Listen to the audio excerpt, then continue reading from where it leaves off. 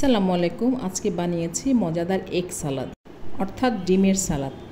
4টা ডিম নিয়ে সিদ্ধ করে ছিলে নিয়েছি। 3টা মাঝারি সাইজের আলু কিউব করে কেটে চুলায় বসিয়ে দিয়েছে সামান্য লবণ দিয়ে। ডিমগুলোকে গোল গোল বড় টুকরো করে একটা ডাইসার দিয়ে কিউব করে কেটে নিয়েছি। এই ফাঁকে আলুগুলো সিদ্ধ হয়ে গিয়েছে। আলুগুলোকে একটা ছাঁকনিতে ছেঁকে নিচ্ছি।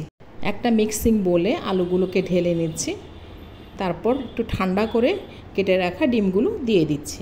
এবার দিয়ে দিচ্ছি কিউব করে কাটা আধা কাপ পেঁয়াজ এবং চিকন করে কাটা আধা কাপ লেটুস পাতা। এবার কিছু পুদিনা পাতা কেচি দিয়ে কুচি করে কেটে দিচ্ছি।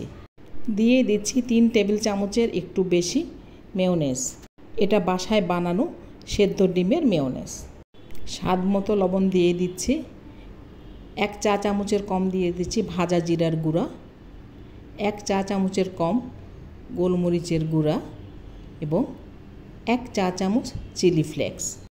এবার দুটো স্প্যাচুলার সাহায্যে সব কিছুকে ভালো করে মিশিয়ে নিচ্ছি। দিয়ে দিচ্ছি 3টে কাঁচামরিচ কুচি। সব কিছুকে ভালো করে আরেকবার মিশিয়ে নিয়ে উপরের দিক থেকে 1 টুকরো লেবু চিপে দিচ্ছি। 1 চা চামচ চিনি চারিদিক দিয়ে ছড়িয়ে দিচ্ছি। তৈরি হয়ে গেল মজাদার এগ সালাদ বা ডিমের সালাদ। আল্লাহ হাফেজ।